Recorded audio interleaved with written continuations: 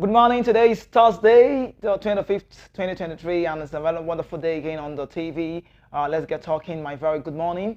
How you doing? Hope you had a very great night. Let's get to talk about sports.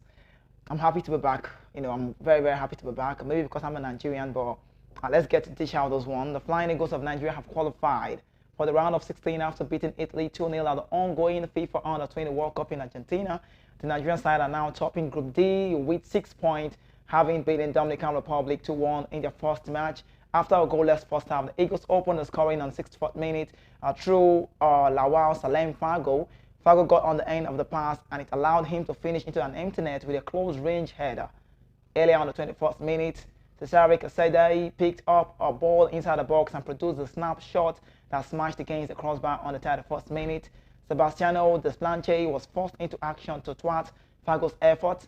He found himself in some space after latching onto the ball and unleashed a shot to the bottom left corner, but could not beat the keeper. On the 79th minute, Tommaso Baldanzi broke into the box and went over after a challenge from the opposition player, but the ref refused. The ref signaled into no penalty. 6 minutes later on that very game, Daniel Levy fired a shot at goal from a very high promising position outside the penalty area, but it was blocked by his self-sacrificing defender. 5 minutes later into the other time, Sunday Jude scored the second goal for Nigeria. Chijoke Anyogboso, that's the name the goalkeeper, Chijoke Anyogboso, put a cross into the box and found Jude, who lashed on it and struck the ball into the middle of the net to make it a 2-0. Congratulations again to the Flying Eagles. They've gotten it right this time around. Haven't played that game, and was a very big one for Lana Bosso. Not just winning the main team, talking about the Azzurri, the young side, the Italian side. That result yesterday was friendly to me. I'm smiling on the show because I feel very happy with what I saw yesterday. So congratulations to the side. But quickly on the show, let's get to talk about the MPFL. Nigerian former Under-20 and Under-17 coach John Obo has called on those in charge of the major football clubs in Abia State. Abia Warriors and Enyimba need to merge together. Obo, a former Akwa United boss who also managed the likes of Enugu Rangers, Kwara United, pointed out that Enyimba does not have its history preserved anywhere. He said there was no need to keep two Abia clubs as separate entities, calling for the merger for better service and output, just as the case with Dolphin and Sharks, two clubs that now form Rivers United. And according to this guy, he said, if you go to Enyimba Stadium today, you cannot compare it to Esperance of Tunisia. He said during a press conference by United Abia Artists and Patrol, that's UAAP in Abuja. When I went to Tunisia, I saw a lot of history about the club and players there. Enyimba doesn't have any history. At Enyimba, they don't have the record of players that have played for the club before, and the coach is also no record. They don't have any story, and this is one of the things that make me very angry because Enyimba and Abia Warriors are as old as the politics of the state. That's John Obo talking about that. He said, I don't even know why we are spending money in keeping clubs side as many as they are in Abia State. Today you see Rivers United being Sharks and Dolphins merged together, and it's more economical to the state. It doesn't make any sense that money should be disbursed to three clubs in one state, merge them together and have one person managing them, and this will save money.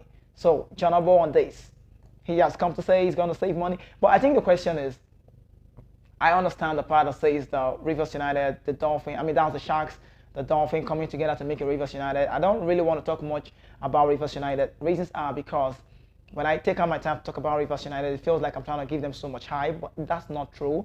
The truth of the matter is, it's well advised, but I don't know if the government will want to come to listen to John Obo, regardless of his status. But I think if it happens to be so, definitely everybody knows there's going to be less money for the state, But right now, Rivers United is a club you cannot take away anything from anytime soon. They've been they've been outstanding. They've just been there. The way they play right now, money being spent, it shows. I think shout out to that team doing very well. But on the show, let's get talking more on tennis now. This is a Frenchman, a French wildcat out of fields. He has moved into the quarterfinals of the Lyon Open when Swede Mikael Weimer was defaulted into the second round from the Parc de la Tete on Wednesday. Now it's about a French wildcat. His name is out of fields, and also that's Mikael Weimer. He's a Swedish international. So ranked, talk about out of field. He's been ranked at number 112. He led a 6-5 when Weimer, ranked at number 3, was defaulted by banging his racket into the umpire's chair Why my outburst came from a controversial line at 30-30 in the 11th game of the first set. The Swede wanted the chair umpire to come down and check a mark, but the umpire insisted that Weimar had hit the ball and then asked for the mark to be checked, which is not allowed as per the rules. After Fields hit a backhand pass to break into the 11th minute, frustrated Weimar, hit the umpire chair as they walked on to sit down on the changeover, causing the default. The 18-year-old Frenchman will face the winner of the match between Canadian Felix Auger-Aliassime, the top seed, and Spanish qualifier Pablo Lamas Nest. Otto Fields won against Chinese qualifiers in Zhengang 6-3, 6-2 in the previous round of the Lyon tournament. In the previous round of the Lyon tournament, the Sweet Frenchman Rasket Richard, the number 7-6, 6-3, 6-7-5 picks to be gotten, and Otto Fields and Michael Weimar on the nail. So congratulations to Otto Fields getting it right. And also, I don't know how the Sweet man is feeling right now, Michael Weimar. I watched that game very well. I was vividly looking at that game, and I was asking myself, what will be the outcome of this game?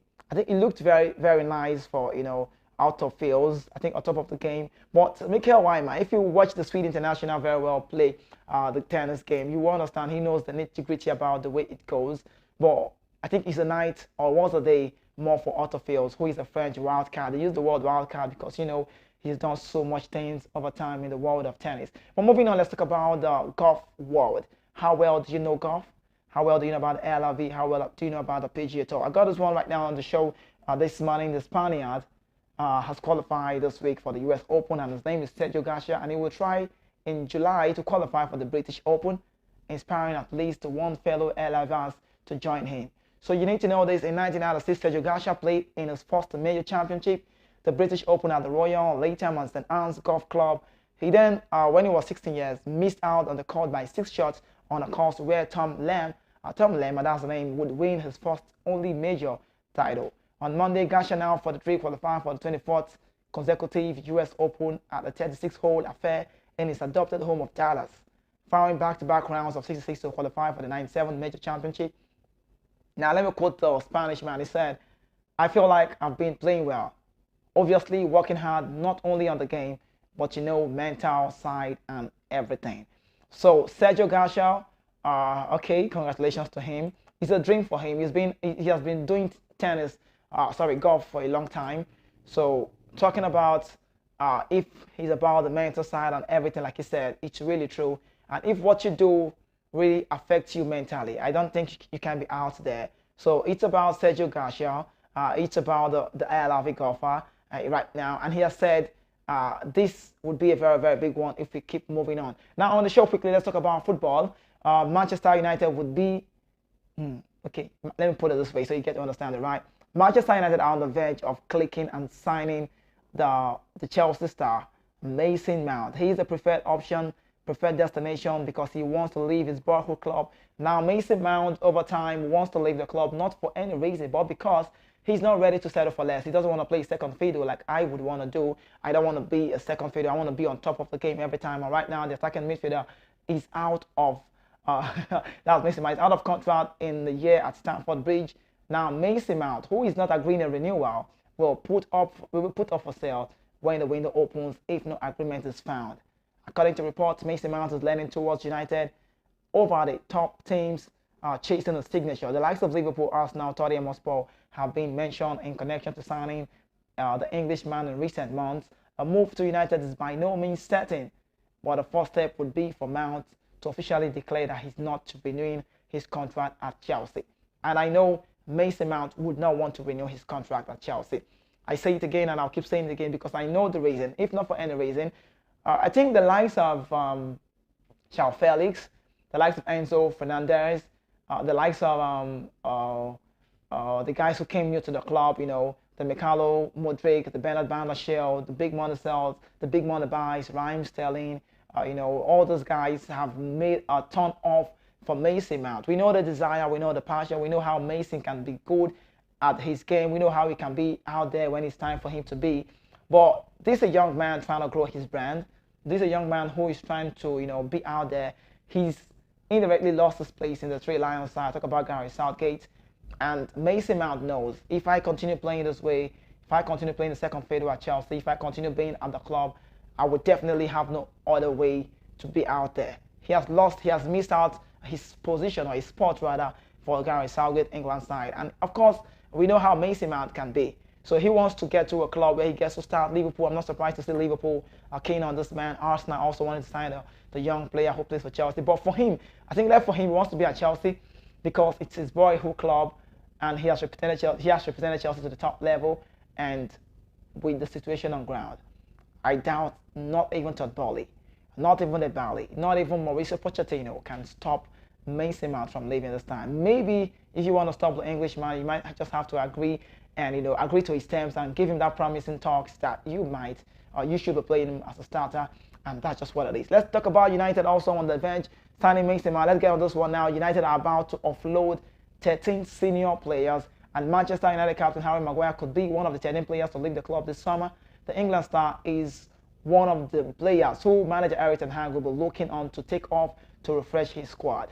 Now, the Red Devil wants to bring in a top-class centre forward, a young striker, a central midfielder, and possibly a centre-back. Now, report says Anthony Martial, Diogo Dalot, Aaron Wan-Bissaka, Fred, Scott McTominay, Donny van der Beek, Anthony Elanga, and Brendan Williams are the order being linked with United exits. While all these players are not likely to leave, many may be sold to make way for new players. Harry Maguire is one who is near certain to leave, as a tall defender wants to play regular first-team football. I talked about this, so it's about you wanting to be out there. Harry Maguire was a good player for Leicester City. Many years ago, he came into the club. He's a big sale, he's a big buy, and some persons have come to say he's a flop. Well, what about me, Kizzy K, on the show? What do I make about this man? I think he, for me, did not live up to expectation. That's the truth. Sounds like a bit of truth, but I think he's been so unfortunate with the club, right? I feel he's not wanted by the club anymore, regardless of him getting that space, that time to play under Gareth Southgate if he comes back home for the England, the Three Lions. But at Manchester United, I don't see Harry Maguire wanting to stay because he wants to play every game. And Erik Ten Hag obviously would want to settle with the likes of Lisandro Martinez, the likes of Rafa Varane, the likes of Eric Bailly who will be leaving the club. Maybe Lindelof has shown class as well. So he also, I think, would be staying with the club. But moving on the show, let's talk about Manchester City. Yesterday, the result was maybe well expected from a Brandon De Zerbi side. Manchester City played a 1-1 away from home, goal from Phil Foden, Erling Haaland with the assist, and then that man who is making wave, his name is Julian Zico, also made it a 1-1. But let's get on this one now. Manchester City will benefit from tests like the ones provided for Brighton on Wednesday. The Citizens had a battle for a 1-1 draw away from home in the Premier League. The Albion, who had the better chance, nearly got on 3 points against the recently crowned league champions. Now, games like that tonight, according to Pep Guardiola, said, post-game, are the team prepared? What he said the FA Cup and the Champions League final, we need it, but we need this opponent to bring us our maximum. It's really good that those teams keep us at our level. All of them, the team was there, and that's why I'm very pleased, because I know how difficult it was, and I don't want us to drop our reading before the 2 final. We had it against Chelsea. We need it again against Brentford. So wrapping up the show quickly, let's get on this one now. Manchester United are preparing an early bid for Tottenham star Harry Kane this summer. Harry Kane might be a Red Devil player, extremely keen to add to the England captain to the squad. United believe that Harry Kane would perfectly complement the manager Erik Ten Hag's setup while gelling with his young wide forward. According to reports, United want to bid early for Harry Kane and do a deal with Spurs. Kane only has a year remaining on his contract and has shown no indication that he wants to renew, while Chairman Daniel Levy is a tough negotiator. United may feel Spurs have no choice but to take the money on offer for Harry Kane. So I'll be wrapping up the show on this part, but one last top story for you, so you need to know. Liverpool star Roberto Firmino final goodbye to the club as he gave out 200 gifts, to the staff. Good one for Roberto Firmino. But let's call it a wrap right now on the show. I'll be back again on Friday to give you every update. But it's really been nice. Shout out to everyone who is really big part of the show, and also shout out to those doing it, keeping it real on the back. The likes of Manfred, my amiable producer, Lola, and also who's taking the role substitute show, Esther. You guys are amazing. Thank you so much for keeping it real for me. Alex, I see you as well. Emma, I see you as well. Thank you so much. This is VOP TV, and this is the Sport Right Show. My name is Kizzy K. Bye bye for now.